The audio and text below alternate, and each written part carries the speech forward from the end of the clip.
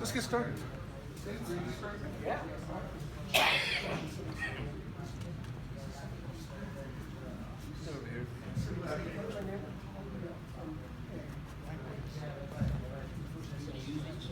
If you can, you don't have to. I just put it there just in case someone has trouble hearing. I know.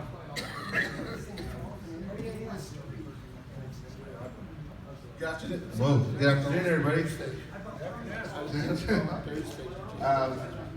I'd like to thank everybody for coming out on behalf of the Arizona Youth Jazz Ensemble. Every year we do a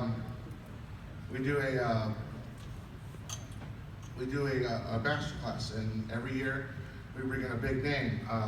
Last couple of years we've had Lee Thornburg, we've had Blake Martin, who plays lead with the Bob Mintzer Orchestra, and every year we kept it kind of private, for our select few, and this year we made it public, and I'm kind of glad we did, because you guys are in for a real treat.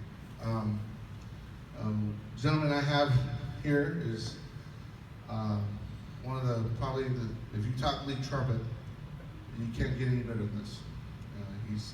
He was on the road with Maynard Ferguson for 9 years, which is probably the longest I think any lead player's been on the road with. He's also played with the Ray Charles Band, Jimmy Dorsey, Cy Center. I didn't know that. That was awesome, Cy Center. And he's held the lead chair for all those people. And he's had a very lucrative career, being a band leader and a trumpeter. And just a quick glimpse of our guest.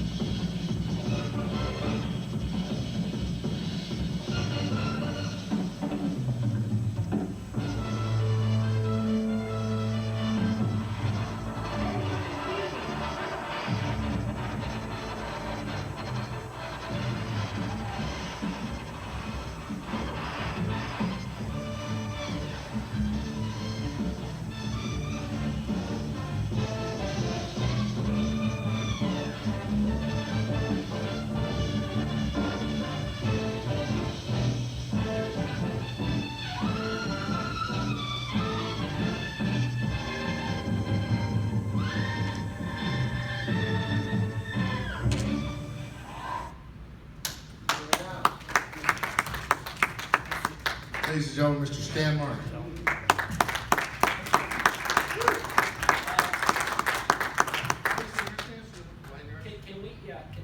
With lights like that, I'm gonna start singing. You don't want that. You sit right here? Can we try to turn it I on? don't know where the switch is. Just go on. Yeah, we have Yeah, a she's up here. Yeah. Okay. Not here. Just go over there. That dimmer switch, couple of those. Yeah, yeah, it's okay. Yeah, there you go. There you go. Yeah. Now you see our. I'm afraid to shut this switch. Let me know if I need this. Do I need this? No? No. What'd you say? Stan, that's Dan Reed. Dan is Dan is the peanut gallery of the trumpet world.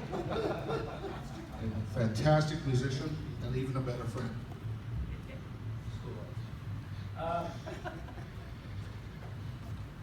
First of all, I want to say thank you to Joe and those for bringing me into this. And you guys will have some thanks as well. I had an incredible, very blessed by God.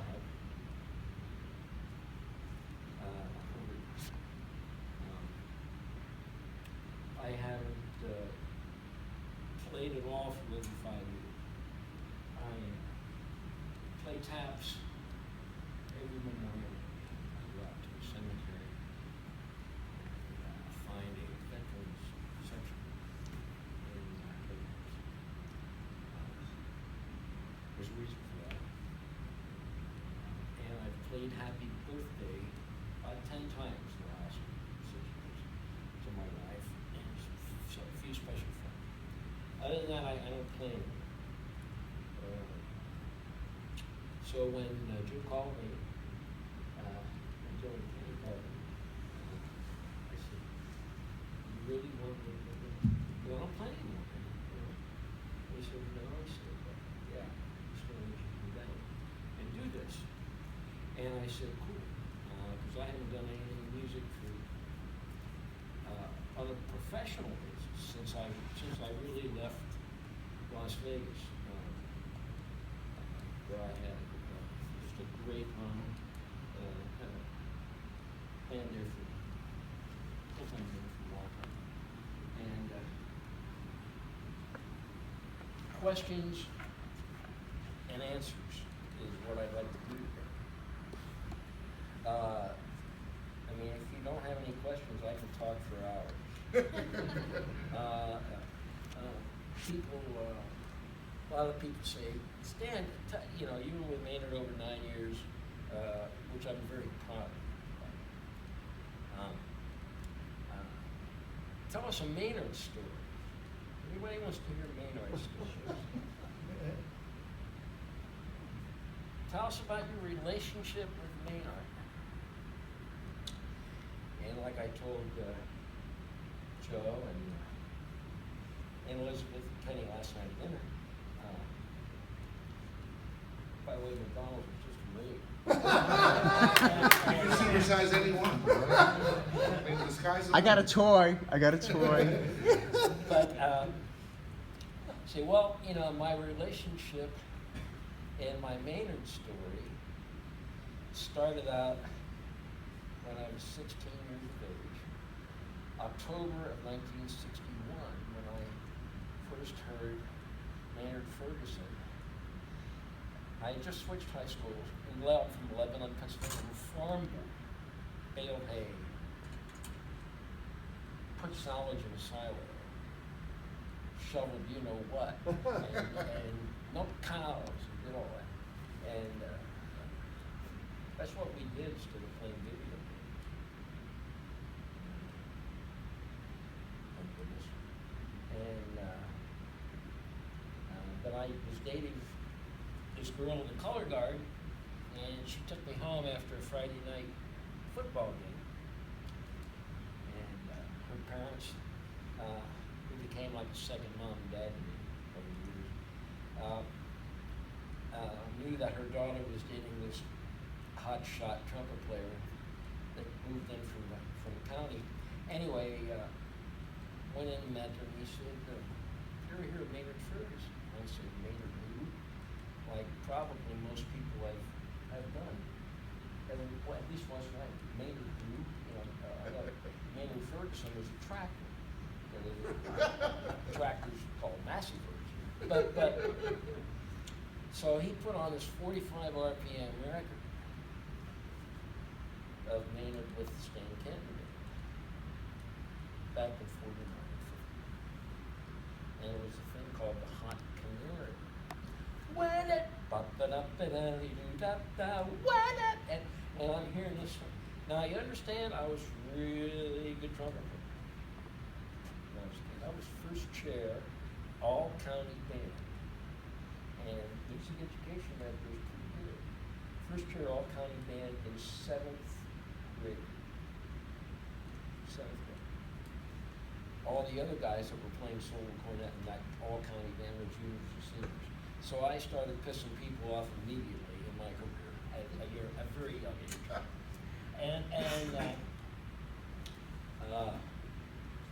So, I mean, I already thought I was a pretty good trumpet.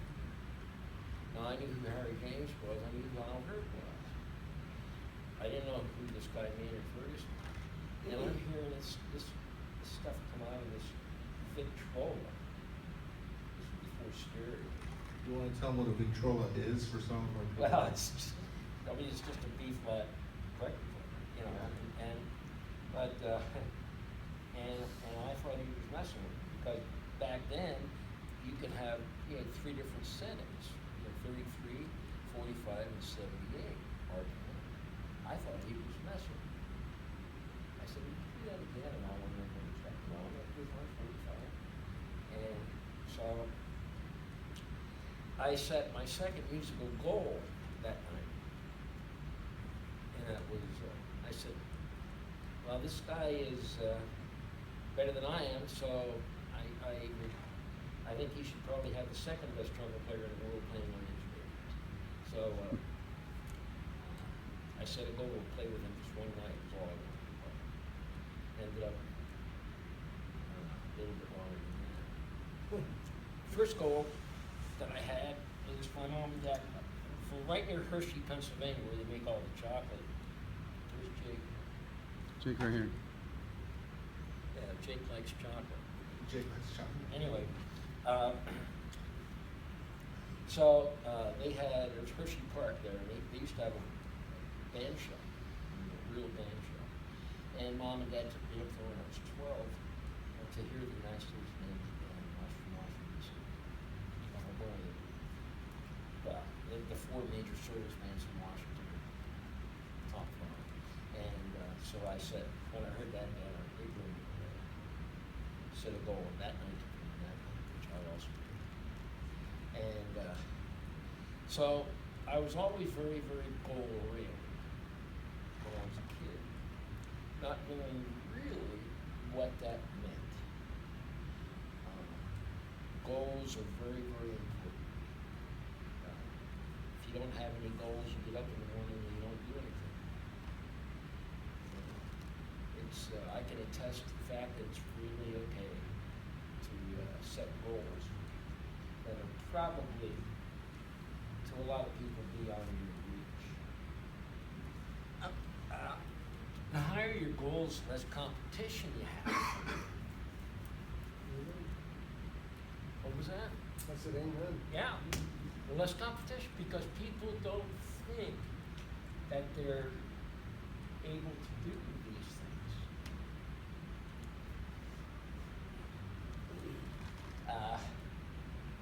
So I went, I auditioned for the Navy Band when I was 17. Went down there. I was not really scared. I was just, my band director took me down. And Lieutenant Commander Anthony Mitchell, who was the leader, and the first chair cornet player, Ted Allen, auditioned. I was 17. I went into the to this room where they had grand piano. I brought some things with me. I brought the Arvin's book with me. And I brought 4 or 5 Herbert Clark cornets over here. And I said, okay, I said, the reason I brought it, I said, whatever of these solos you'd like to hear, I can do those. And by memory, but I can't do any of the characteristic studies at the back of the Arvin. How many people do the Arvin's book? Or have done the Arvin's book? It's the Bible. It's the Bible. It's the Bible. And I said, any one of the 13 characteristic studies, I said, I don't know all those by memory, but whatever. And the audition was pretty strenuous. I had to recite reads and marches, which I knew a lot of them anyway. If you can't, in my opinion, if you can't play a march, you can't play. You have to be able to play a march and play it with style and with dynamics and with phrasing and with sound. If you can't play a march, go learn to play a march. Now, I understand it, but most high schools don't even play marches anymore. Am I right about that? Well, we don't want to talk to me about most music educators. Okay. They don't know what to talk to. Yeah.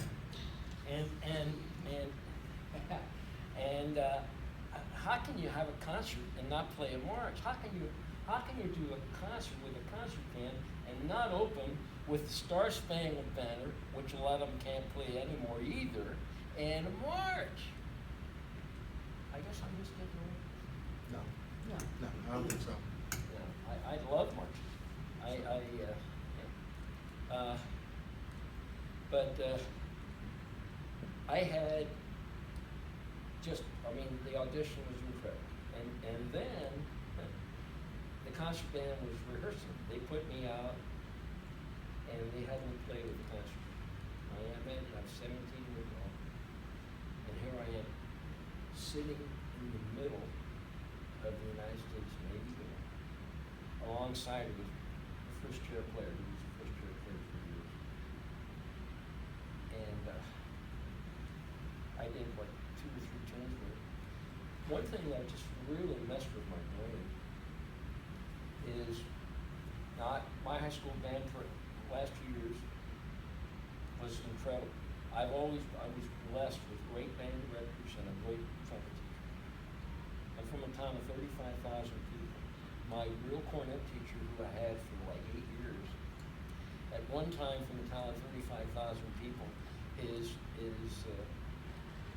number one son was the premier cornet soloist for the United States Marine Band for 30 years. His name was Freddie Erdman. It's a name that everybody should know.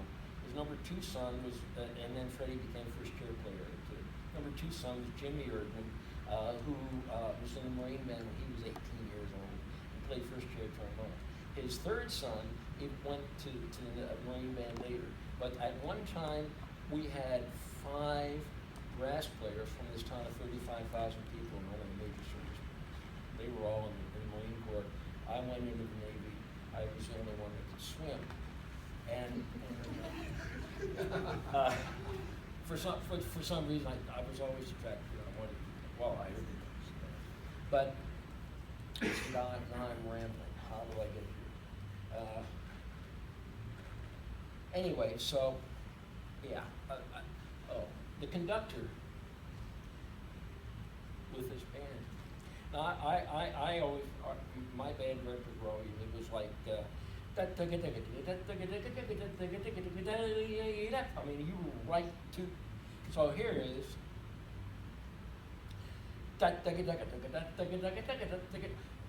they played everything so behind, it was like, ba, ba, ba. Now, if you look at orchestral conductors, that's what happens there too. But it just freaked me right out of my brain. But anyway, so I graduated from high school in 1963 in June, went to boot camp in July of '63. Now, because I was so young. Most of the people that were went to the service bands came out of college. I was so young, they asked me if I would go to the Navy School of Music for a year, which at that time was right across the river from the Navy Band, Navy Yard in Washington, D.C. I said, whatever you guys want me to do. So I went to the Navy School of Music, started class in January of '64. Supposed to be a year, do a year, and then go back to the Navy Band, get over there when I was 18. So went into class. Meanwhile, there's a band that went to South America every year.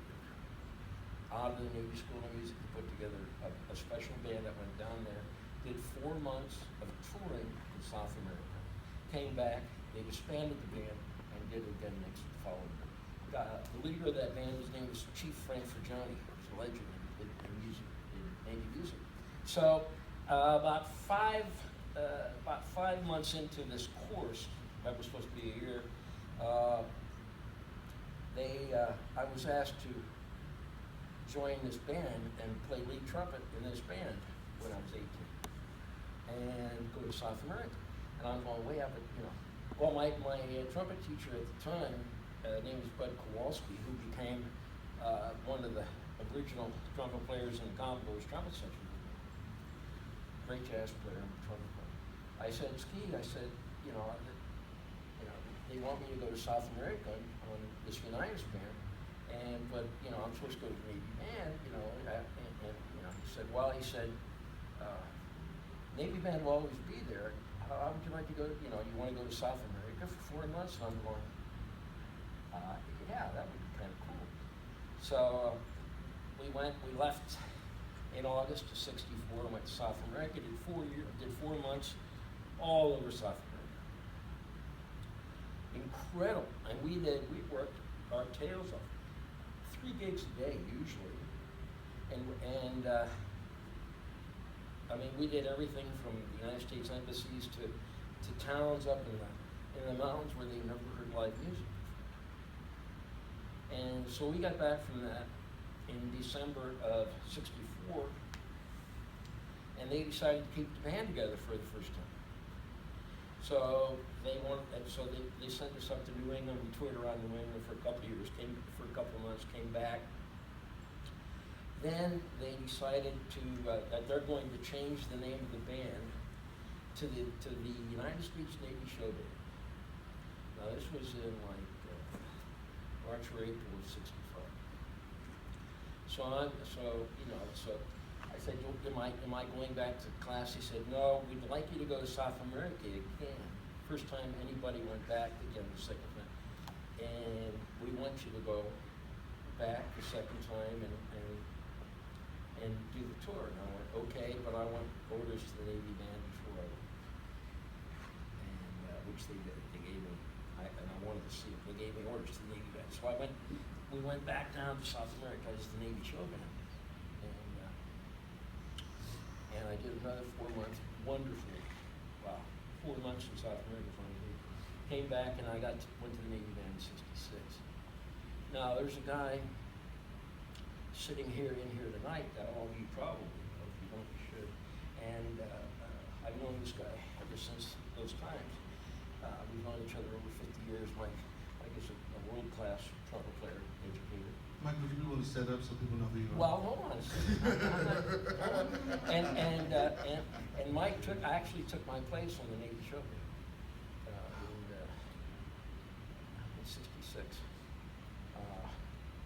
And Mike and I have been friends ever since. Mike's had an incredible career, also a very blessed, God-given career. And his claim to fame, big band wise, was really, well, he played in the Clark Terry band, but he also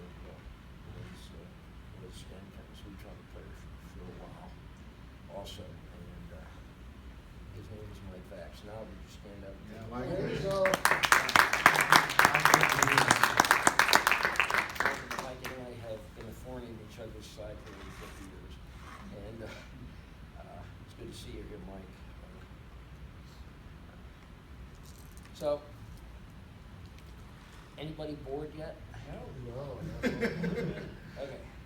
I'm just trying to give you a layout of my career so you can ask me questions. Well, Stan, I have some questions you Yeah. want me to ask you. I have a couple questions, actually 46. Hey?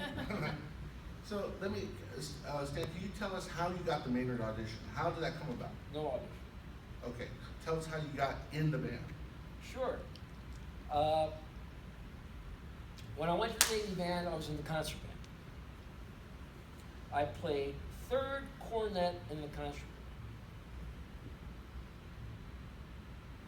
I was overwhelmed to play third cornet in the United States Navy band. Now I also did some solo work too. I did some solo trumpet work. I also played. There was an institution in the United States Navy band by the name of Frank Simonelli who played post tone. He was incredible. Frank was another great music educator. And Frank retired after 33 years, and I played post tone. I was a post tone solo. And but at one time I had pretty good tuck and tuck. What I call tuck and tuck to get to the Navy. Well, to make a long story short, I'm trying to keep it short. We went and lobbied the powers to be so that we could start a dance band. If you're not familiar who the Airmen of Note are, you should be. The Airmen of Note is the dance band of the Air Force. They were across the river at Bowling Air Force. As far as I know, the Airmen of Note at one time it started the band. They started the band. But if the Air Force could have the Airmen of Note, why couldn't the Navy have a dance band? When we needed to play the Navy ball, or we put together a band, I went and played it. But played lead on it. But to make a long story short, we then started a band called Commodores. I'm very proud that I was one of the founding members and one of the instigators, a positive instigator, to help start that band. That band is an institution, and there's no better big band in the place anywhere. And now, after that, the Army band put together the Army Blues, which is another great band. A very dear friend of mine and a great lead trumpet player, Dave Stahl, was involved in that band for years. And Dave went on to be. I feel he played Buddy Rose, he played lead for Buddy Rose, and he was just we ran into each other a lot. And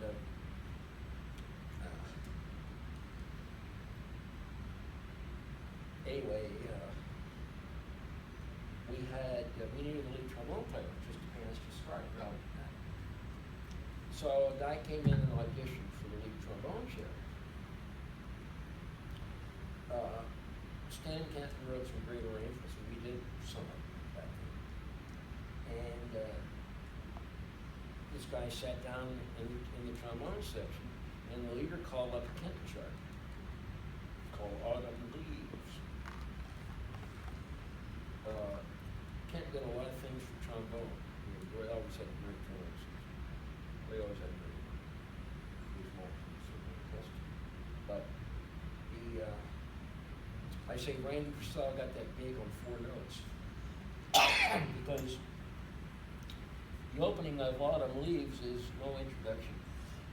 I started right on the head, but it was the 5 trombone section, or 4 trombone, and it starts out ba ba boo bop, which is the first 4 notes to Autumn Leaves, and Randy swung it so hard, ba ba boo bop. After we finished the tune, Van took a break and I went running into the office. Said, don't mess around, don't give him all the Navy crap, hire him. Now Randy was out on the road with Fred Warren and the Pennsylvanians, and also did some lead work for Size Island. Are you leaving me, Joe? Because No, I'm not leaving you. I'm finally answering your question. No, I'm not. I just. I helped. Thank you. I helped get Randy in the Commodores. I got out of the Navy band in '71, and Randy and I went on Maynard's band in September of '73. Randy Purcell, my favorite lead trombone player of all time, was on the Maynard band. And between Randy Purcell and Linda Miano, they are the two that hired me there. No audition. It was just, when I hired people, there was no audition. It was more word of mouth. Yeah. Now, I understand that might have changed later on, but a lot of things changed. Yes. Can you hear me okay? From Yes. where I am? You talked about the Navy band and the Air Force band, and there's chatter out there about that defense dollars going and spending that on music and arts. And I assume that that's probably not what your position is. Can you tell us what your thoughts are on why we should keep military bands? Why should we keep the military band? I'd like to hear that.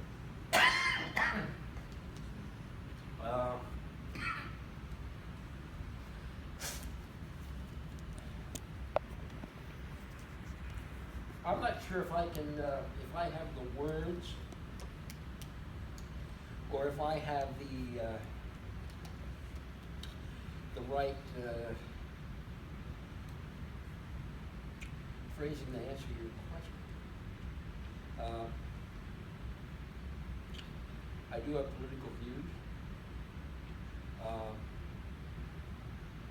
regarding the arts, and it probably would be different than what most of yours are.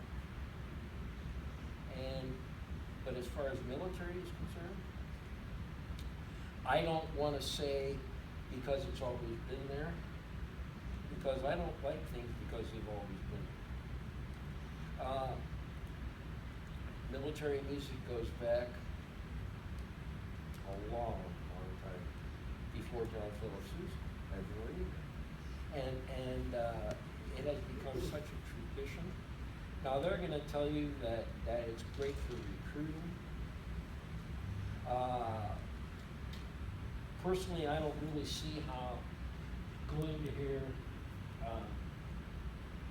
the United States Army Band at a concert here in Phoenix next Tuesday night would be great for recruiting. But that's what they tell me, and they say it's great for recruiting, and hopefully it is.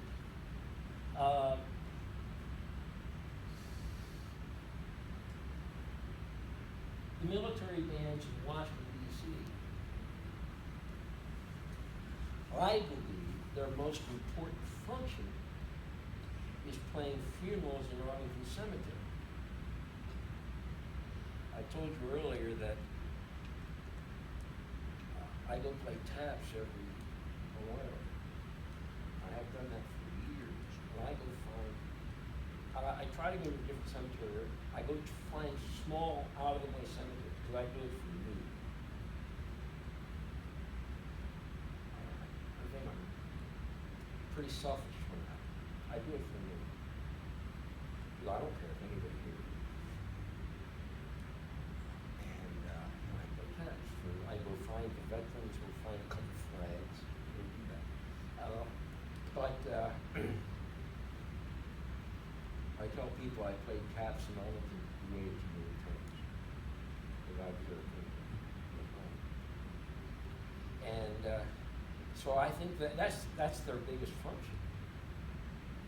Because as a military, you know, I didn't. All the trumpet players and cornet players in the Navy band did Arlington. Before we had a ceremony, everybody did Ted Allen the first year, and he would probably want to do it. But I I did up to 7 in one day. Neat. And so I hope I'm answering your question. I feel like I'm skirting and I don't mean to do that. As you know, we played, you know, what they call rivals at the White House, you know,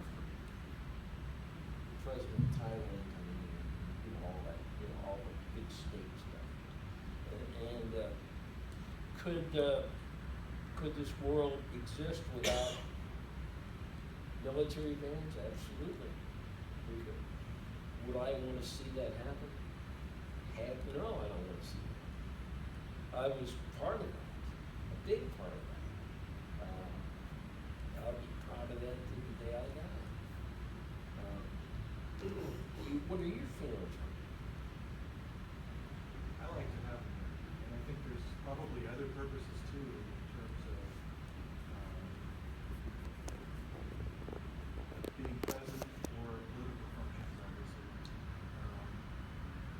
and for the purposes that you state. And what? Or keeping, And what?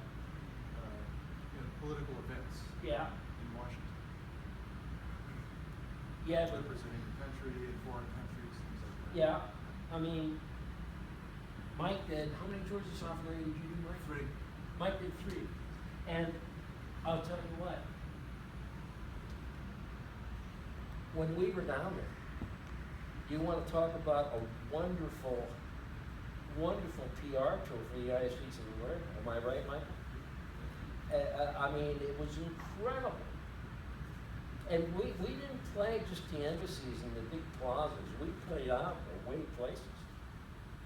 You know, I mean, we rode on buses with wooden seats. And we played, I remember the first time we played Panama. We had armed guards with us in Panama. We had armed guards with us in Chile. We had people throwing Molotov cocktails at the band in Santiago. And one story was this: they had an open area in front of the bandstand. This Molotov cocktail ended there, and it came from back in the crowd, and you could see the whole crowd just go. Never saw the guy. But I mean, and that was an incredible tour, wasn't it, Michael? Yeah. And so I'm glad to see that you know, but they've been talking about getting rid of the military bands since I was in the late 60s. I would think it'd be a big morale booster for the troops too. If you're over in Afghanistan or somewhere else having your band come to play. Yeah, again, I agree with you, but could they exist without it? Yeah.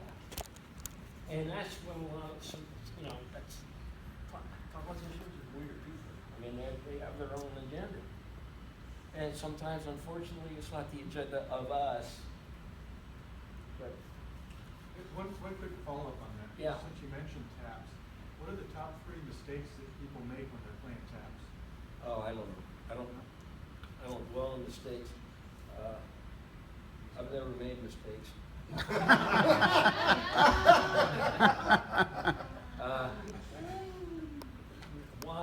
Why? There's all kinds of people saying there's only one way to play it right, and you got to approach it. Well, there is only one way to play. Taps and the Star Spangled Banner. You don't put me there with the Star Spangled Banner with these people. We have another question. Yes. And going on to another. Yeah. Yeah, go ahead. You talked about hearing the recording of Maynard Ferguson for the first time. Yes. And how exciting that was for you and the challenges. And then when you actually got the offer, what was it like when you got the call? Who actually offered it to you? And what was your first night on the band like? And how were your feelings Great and question. emotions? Lynn Bibiano called me. Great trumpet player, great lead trumpet player. Maynard, the first time I talked to Lynn Bibiano, I got an offer to go with Maynard before I did. We were in, I was doing a Broadway show out of New York. we were in Portland, Oregon, playing the Fox Theater in Portland, Oregon, where I met some great people. Fred Sauber was in the pit with me. That's where we traveled. We traveled lead trumpet player, 2 pianos, doing such a piano oriented show. Bass player, drums, and the lead. What show was that? No known in that. With Evelyn Keys, Don Amici, and Ann B. Davis. What a kick in the pants. Ann B. Davis was she was on the old Bob Cummings show. None of you are old enough to remember that. But she was the maid on the Brady Bunch. Incredible lady. But anyway, so we opened on a Monday. Wednesday I get a note that Lynn Viviano called me Monday. I got back to him and he wanted me for Maynard's band. This was in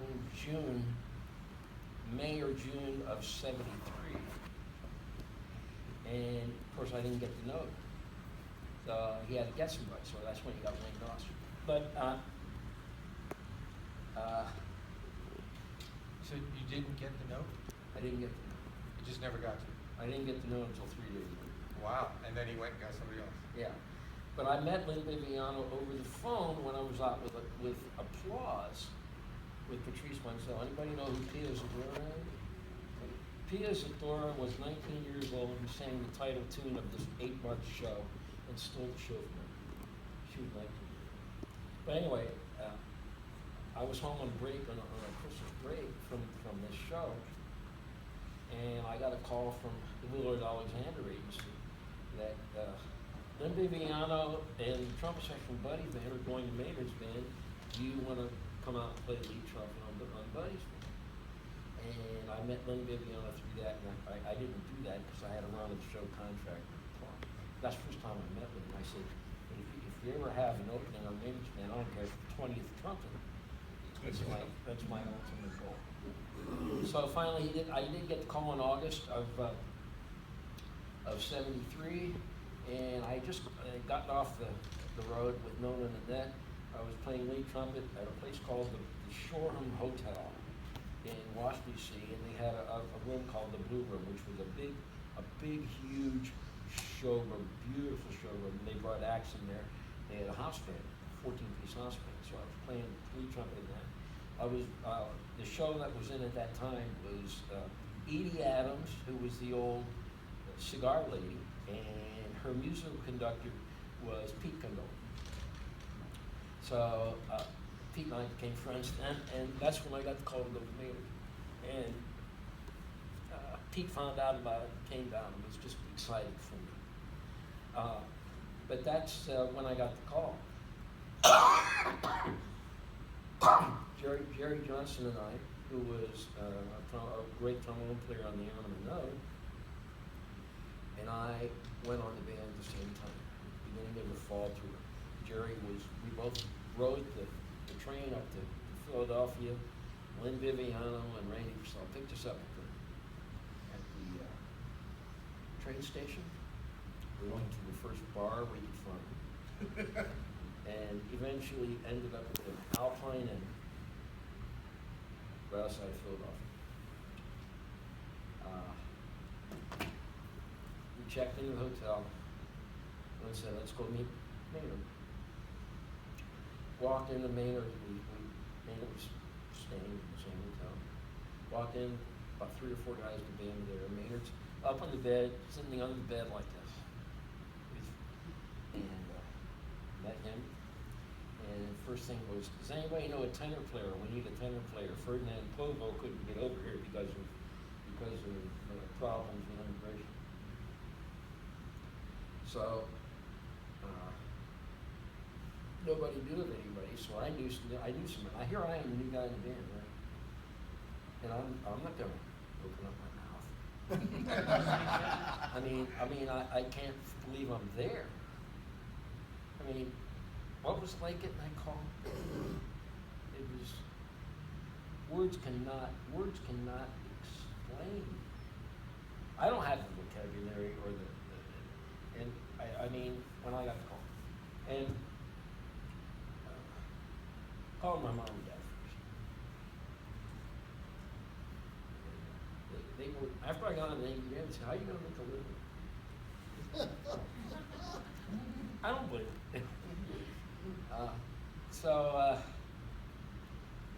I finally nobody knew, and they said, well, we need you. I said, well, I said, I know some. So it was a guy named Roger Robinson who was with me in the Commodores. He was a great player. So he came and did that tour. But first night on the, well, we rehearsed for 2 days. Because I was new, Jerry was new, Lieutenant Flair, everybody else, Pete Jackson, Randy Jones, Rick Petrano. So everybody else was the same. So, but you know, when we started the tour, Maynard didn't practice. You know, we rehearsed so Maynard get his chops and shake a lot. Now sometimes we had to work in a drummer or, you know, something, you know, but you didn't get there if you couldn't play. And everybody read, I mean, you know. But so we rehearsed in the opening night. Really here. So Stan, a lot of people don't know that you were not lead trumpet when you got there. You No. actually played second. Oh yeah. How did you get the lead spot? Well, it's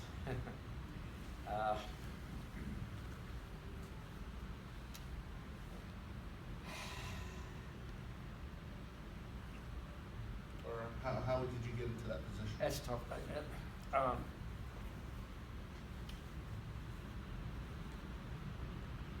I knew Lynn Bibiano wasn't coming back on the next tour. And what they did was he got invited to do the next tour. Right. Most of them I wrote about. Well, they called me into Maynard's room, Bernie Garside, who was the guy that really brought Maynard back to us. Now you guys don't understand that. But Bernie Garside, Maynard was living in England and left this country for whatever reasons. Nothing really heavy, okay? But left, and Ernie got Maynard back into the mainstream and brought Maynard back in about 71, and then brought Maynard back to the United States, and to me, he brought him back. And I'm selfish about it. But so he called me. I'm going, you know, okay. Well, Stan, we'd like to ask you back for the next tour. I said, thank you very much. I'd love to be here. And Bibiano was coming back. What are we going to do about a lead trumpet player? And I said, well, we had just did a double concert with the Kenton band, and a guy named Dennis Nodate was on Kenton's band playing lead. And Dennis, I got to meet Dennis, and Dennis voiced the thing to me about coming up with. Quick note, young guys, if you don't know who Dennis Nodate is, Google Dennis Nodate. Yeah, he's That's terrific. That's a bad dude right there. But he was playing. He played with Mike, and Dennis goes out with Mike's tribute band, and he's in Miami.